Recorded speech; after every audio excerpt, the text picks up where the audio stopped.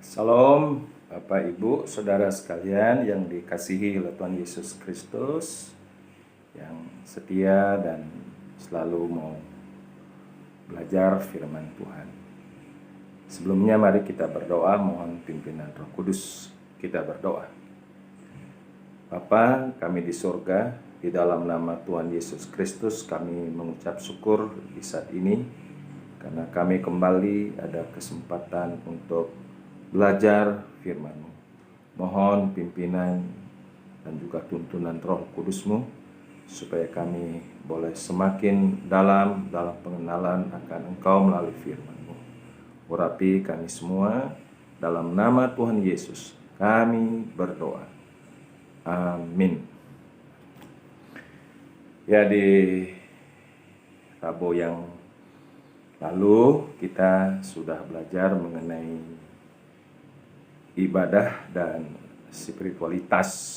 Artinya bahwa itu ibadah yang memiliki nilai-nilai rohani. Ya. Pertanyaan di sini yang penting adalah apakah sungguh ibadah kita berkenan kepada Tuhan? Ya, pertanyaan ini yang sulit bukan jawabannya, tetapi adalah penerapan atau pelaksanaan aplikasinya dalam hidup kita hari lepas hari. Nah, karena itulah pertanyaan ini perlu dijawab dengan penuh pengertian dalam firman Tuhan, dalam perenungan kita, dan juga kita bisa melihat satu kenyataan hidup kita hari lepas hari. Apakah ibadah yang kita lakukan adalah ibadah yang berkenan kepada Tuhan? Ya, kita sudah belajar bahwa ibadah yang boleh berkenan harus kita respon dengan iman. Berarti ada sebuah kredo pengakuan akan pribadi Tuhan yang kita boleh percaya. Karena tanpa iman, apapun itu tidak berkenan pada Tuhan. Dan kita merespon juga dengan kasih, supaya kita ibadah itu jangan terpaksa, ya, tetapi ibadah yang dilakukan dalam ketulusan, kerelaan. Jadi penuh sukacita dalam ibadah kita kepada Tuhan. Dan kita harus respon dengan nilai kekudusan, karena kita menyembah beribadah kepada Allah yang Maha Kudus. Jadi kita harus berlaku kudus seperti Kristus kudus. Karena jelas panggilan Tuhan, kita dipanggil bukan untuk yang cemar, tetapi untuk melakukan yang kudus.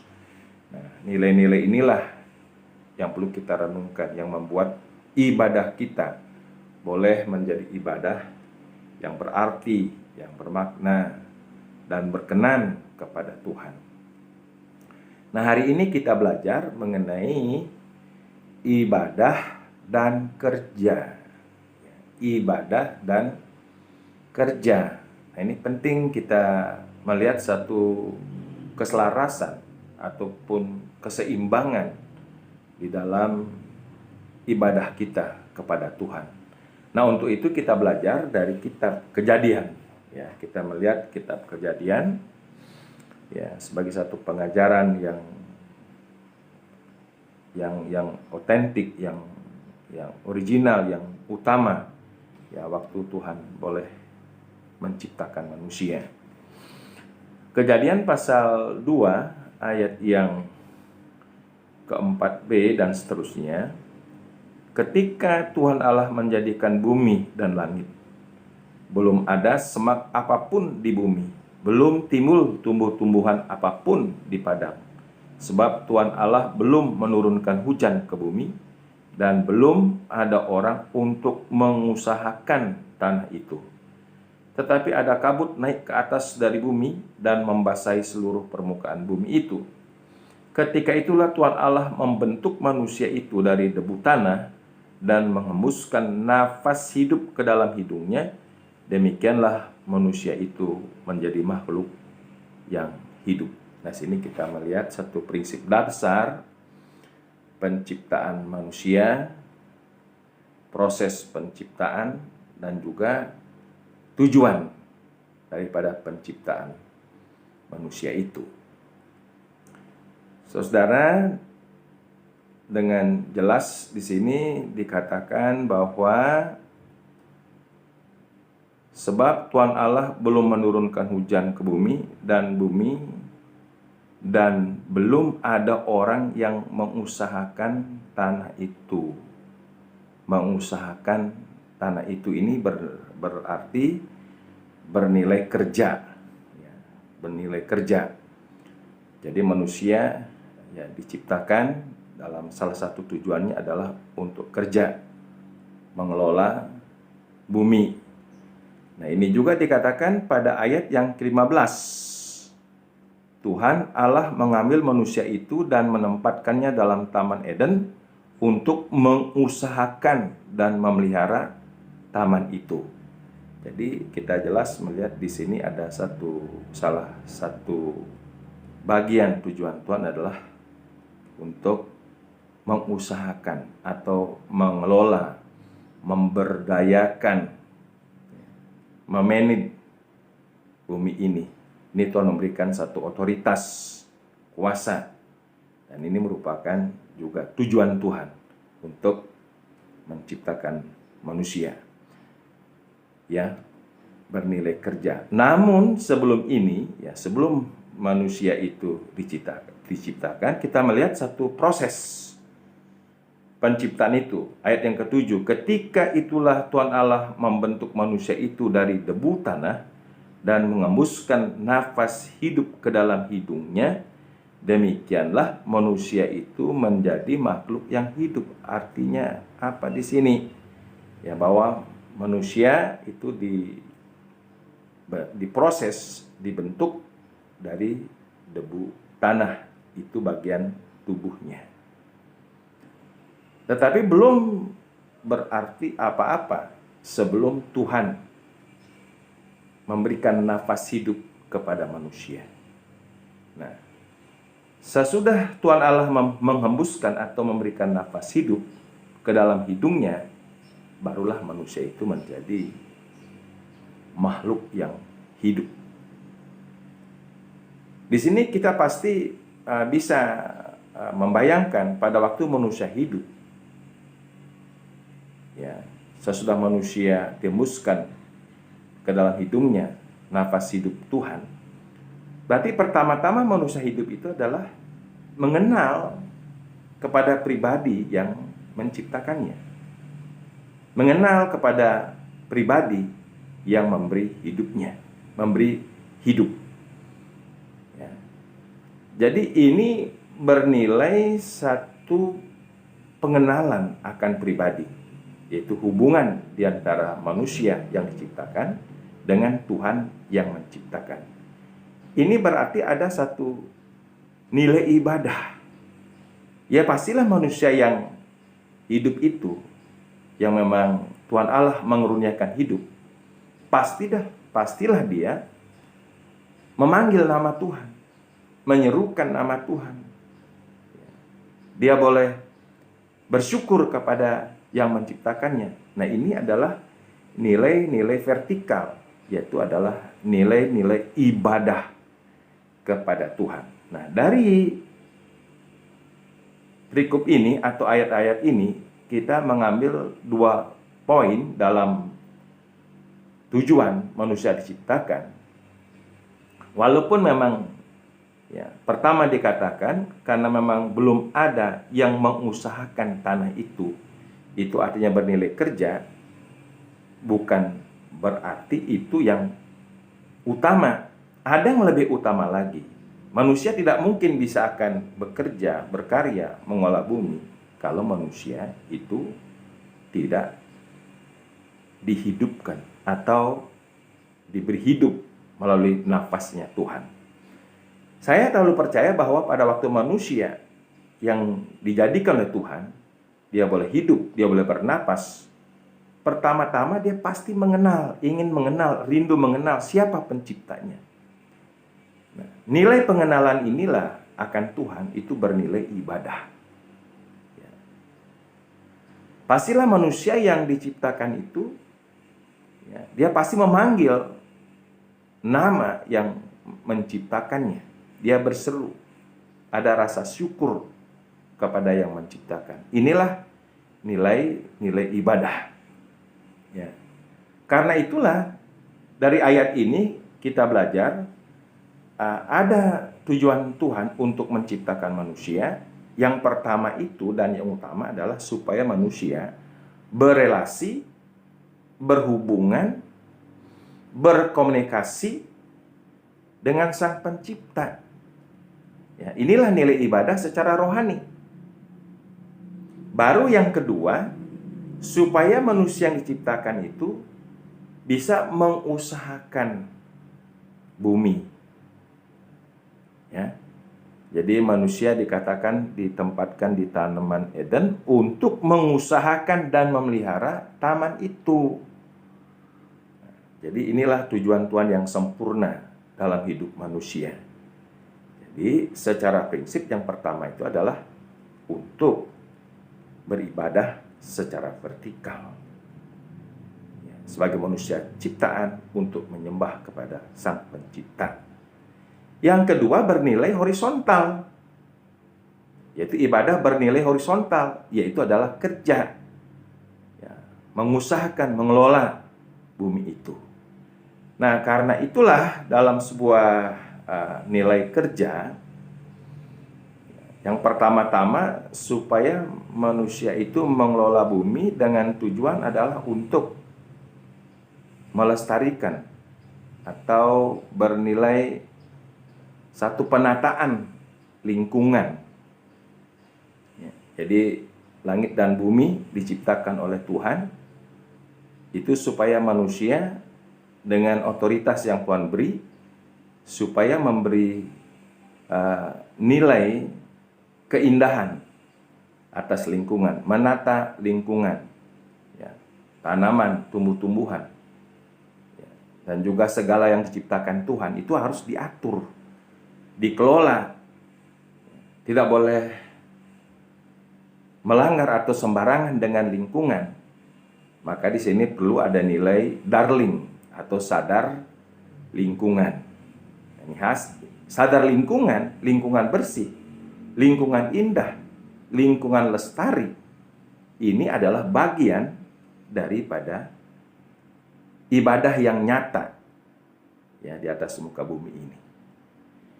Terus yang kedua, dengan tujuan apa Tuhan memberikan otoritas supaya manusia itu mengusahakan atau mengelola bumi ini? Supaya bisa mendatangkan satu kesejahteraan ekonomi. Artinya ada profit untuk memenuhi kebutuhan manusia secara jasmani.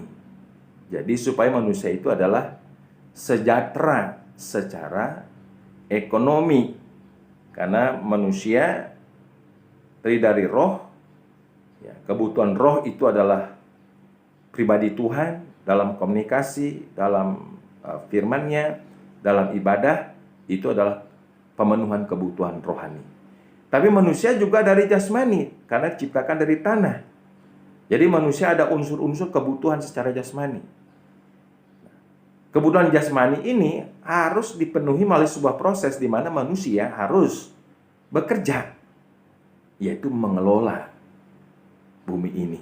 Artinya dengan kerja itu manusia memiliki sebuah nilai ekonomi. Artinya ada kesadaran kebutuhan ekonomi, darmi, ya, sadar ekonomi. Itu dari sejak mulanya Tuhan sudah tetapkan begitu.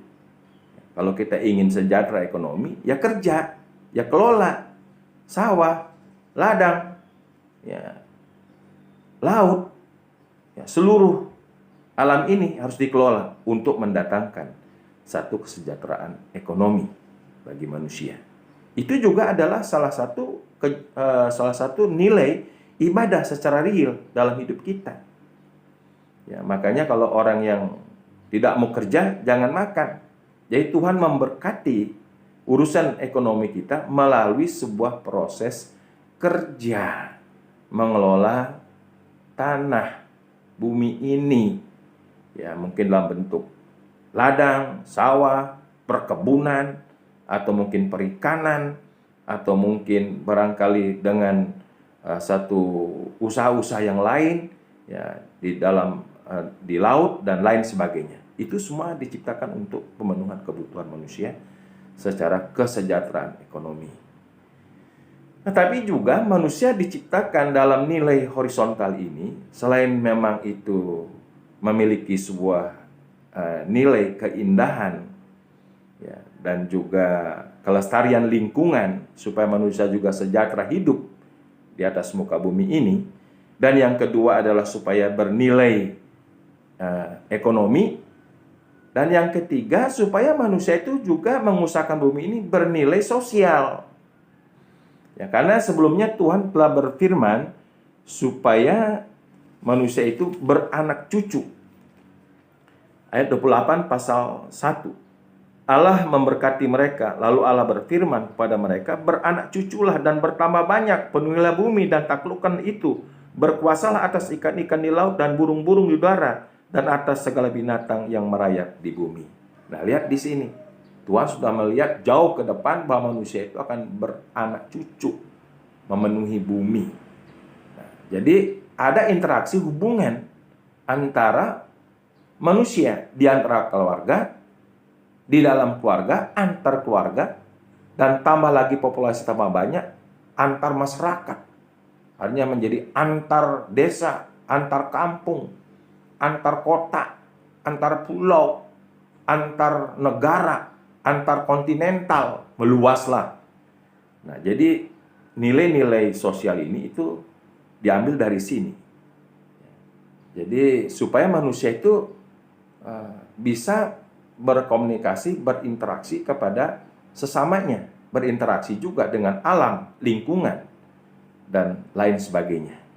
Supaya terjadi satu keserasian, ya, secara sosial, hubungan manusia dengan manusia, antara manusia dengan makhluk hidup yang lain, antara manusia dengan alam semesta ini.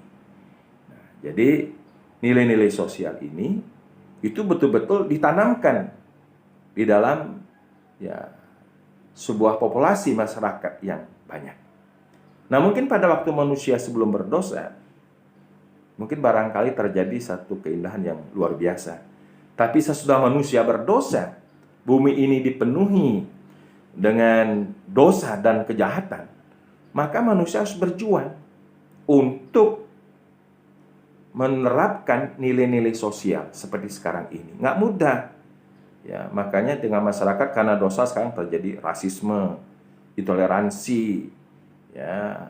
Jadi saling ada anti suku dan lain sebagainya. Nah, ini karena memang kurang dalam untuk memahami tujuan Tuhan. Jadi salah satu tujuan Tuhan yang sangat luar biasa secara horizontal, selain manusia mengusahakan atau mengolah bumi ini bernilai keindahan alam semesta, lingkungan, ya, bernilai ekonomi, tapi dia juga bernilai sosial. Dan semua poin-poin ini itu adalah mengalir dari satu nilai ibadah kepada Tuhan secara vertikal. Ya, secara vertikal. Nah, karena itulah sesuai dengan firman Tuhan, dengan hikmat ini, kita harus belajar mengambil satu kesimpulan, yaitu adalah memelihara keseimbangan di antara nilai ibadah dan nilai kerja. Sebenarnya kalau kita belajar firman Tuhan secara komprehensif, nilai kerja itu pun adalah nilai ibadah.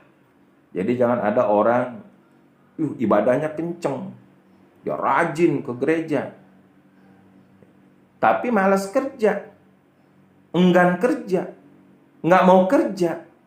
Ini berarti ada satu kekeliruan, ada satu kesalahan di sini. Ya. Tetapi satu pihak ada orang tuh kenceng kerja, wah cari uang tuh getolnya siang malam nggak kenal waktu. Tetapi lupa ibadah, merasa tidak penting ibadah, merasa tidak berguna ibadah. Nah, ini juga satu kesalahan. Jadi pada waktu kita menggunakan ibadah sebagai alasan untuk tidak kerja, ini pelanggaran. Ini kesalahan dari ketetapan hukum Tuhan. Tapi ada orang kerja, duit, dan tidak ibadah, ini juga satu pelanggaran. Nah, ini satu paket. Karena pada waktu manusia menyerukan nama Tuhan, memanggil nama Tuhan, ada sebuah proses pengenalan akan Tuhan dalam hidupnya. Ini nilai ibadah secara vertikal dalam hidup kita kepada Tuhan. Nah, ini harus kita juga kembangkan. Ya, kita harus edukasi diri kita. Kita harus tetap memiliki semangat ibadah yang luar biasa. Baik ibadah pribadi, ibadah keluarga, ibadah bersama, umat Tuhan di tempat-tempat ibadah kita masing-masing. Nah, justru kalau kita membina ibadah kita dengan benar, ada pengenalan dengan benar akan Sang Pencipta, Tuhan kita, Yesus Kristus, Juru Selamat kita, saya percaya ini akan memberikan sebuah poin, ya, nilai kerja, etos kerja yang luar biasa. Ya, jadi dia mempunyai semangat kerja, terus rajin kerja. Kenapa? Mengalir dari pengenalannya akan Tuhan, pribadi Sang Pencipta. Ya, dia juga menciptakan kerja selama 6 hari. Tapi pada hari ke-7 Tuhan istirahat, ada Sabat. Jadi makanya antara Sabat dan kerja harus ada keseimbangan yang berkesinambungan, yaitu keseimbangan yang berkesinambungan. Ini harus kita jaga. Semangat ibadah kita juga kenceng, semangat kerja kita juga mesti kenceng. Ya, ada kesatuan, jangan dipisah-pisahkan. Coba lu ibadah nggak kerja, emang lu makan? Ya, ini yaitu pemikiran yang salah. Ya. Terus lu kerja terus, ya, tapi nggak ibadah sama Tuhan, sama aja lu masuk neraka. Nah, ini nggak boleh demikian. Jadi mari kita ada kesadaran dalam firman Tuhan pada hari ini, antara ibadah dan kerja mesti balance, seimbang. Dan memang Alkitab juga ya menegaskan ada yang prioritas dari nilai ibadah dan nilai kerja, yaitu adalah dalam Matius pasal 6:33 yang ayat yang sudah terlalu lazim buat kita. Carilah terlebih dahulu kerajaan Allah dan kebenarannya, maka yang lain itu nilai kerja akan berkatnya ditambahkannya kepadamu. Ya, dalam hukum kasih juga yang pertama yang prioritas adalah nilai vertikal. Kasihlah Tuhan Allahmu dengan segenap hatimu, segenap jiwamu, segenap tenagamu, ya, dengan segenap akal budimu. Itu hukum yang pertama dan utama. Hukum yang sama, ya, dengan itu yang kedua adalah kasihlah sesama manusia seperti dirimu sendiri. Nah, jadi antara yang vertikal dengan yang horizontal ini harus seimbang. Namun prioritas itu adalah yang vertikal. Nah, saya percaya kalau memang nilai ibadah kita itu benar di hadapan Tuhan, ya, kita boleh merespon panggilan ibadah dengan iman, dengan kasih, dengan hidup kekudusan, ya, dengan kita mengerti nilai-nilai kebenaran firman Tuhan. Saya percaya di situ akan mengalir, ya, nilai-nilai kerja yang benar. Ya, kerja kita tidak melupakan Tuhan. Kita ingat Tuhan, tidak melupakan kerja. Jadi dua-duanya ini adalah harus seimbang. Dan Tuhan memberkati kita, ya, melalui, ya, proses kedua-duanya, yaitu ibadah dan kerja. Jadi kerja ini pun merupakan sebuah ibadah praktis dalam hidup kita hari lepas hari. Nah, karena itu saya mengajak dengan firman Tuhan pada hari ini melalui tema ibadah dan kerja, marilah kita mengusahakan dan menjaga serta memelihara keseimbangan antara nilai ibadah secara vertikal dan nilai ibadah juga secara horizontal yang kita nyatakan dalam sebuah kerja, supaya Tuhan boleh memberkati kita. Terpujilah nama Tuhan. Mari kita berdoa. Bapa di surga, terima kasih untuk firman-Mu pada hari ini. Biarlah kiranya Roh Kudus menginspirasi kami, supaya nilai-nilai kerja kami semangat kerja kami mengalir dari sebuah nilai ibadah secara vertikal, dan akhirnya kami bisa menjaga keseimbangan yang berkesinambungan untuk ibadah dan kerja kami. Dalam nama Yesus kami berdoa. Amin.